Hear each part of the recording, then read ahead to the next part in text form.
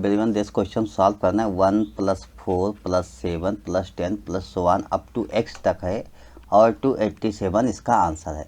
तो इस क्वेश्चन को हम ये कहेंगे कि एपी का क्वेश्चन है, 10th स्टैंडर्ड का क्वेश्चन हो गया। देखिए यहाँ पर ए यानी फर्स्ट टर्म आपका 1 हो गया, कॉमन डिफरेंस जिसे आप डी बोलते हो, 4 - 1 3, 7 - 4 3, 10 - 7 3 यानी 3 हो गया।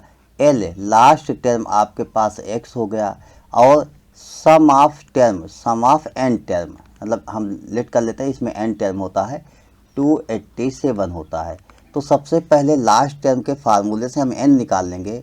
तो l last term equal to a plus n minus 1 into d, ये आपके पास फार्मूला होता है, a plus n minus 1 into d. L की value x equal to a की value 1 plus n minus 1 into d, d mean difference 3 हो गया।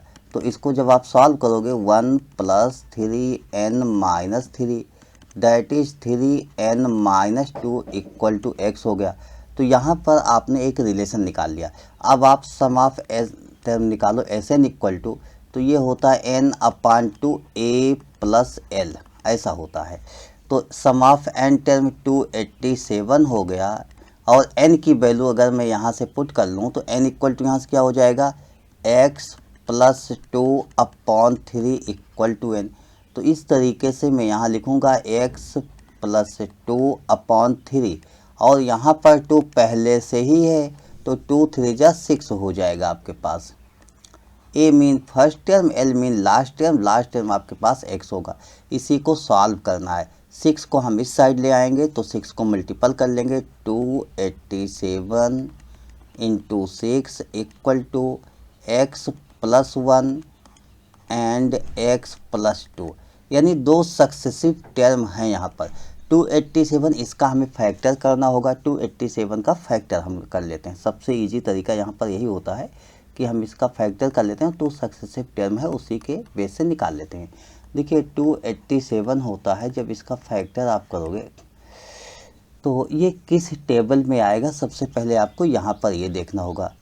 तो 7 4 जा 28, 7 1 जा 7, बस यही आ गया और इससे ज़्यादा कुछ आपके पास नहीं आ रहा है। लेकिन 287 को तो आपने 41 इंटू 7 लिख दिया, इंटू 6 आपके पास है और इधर मैंने बताया x + 1 x + 2, 2 सक्सेसिव टर्म इस तरीके से हैं, तो ये 41 हो जाएगा, 7 6 जा 42 हो जाएगा इक्वल टू x + 1 x + 2। देखिए यहाँ पर आप देखो x + 1 है और x + 2, मतलब इसके जस्ट बाद ये वाला टर्म आता है। सक्सेसिव टर्म का मतलब यही होता है, इसमें 1 ऐड कर दे तो ये, उसी तरीके से इसमें 1 ऐड कर दें तो ये 42 आ जाएगा। 41 में मीन हो गया कि x + 1 इक्वल टू 41 लिख सकते हैं। दियर फॉर x इक्वल टू आपके पास 40 हो गया, तो x की वैल्यू क्या हो गई, 40 हो गई, यही आपका आंसर हो गया। तो बहुत अच्छा क्वेश्चन था, मतलब जनरली कैलकुलेशन से आप नहीं कर सकते थे, तो इस तरीके से आप इस क्वेश्चन को कर सकते हो। Okay, thank you, bye.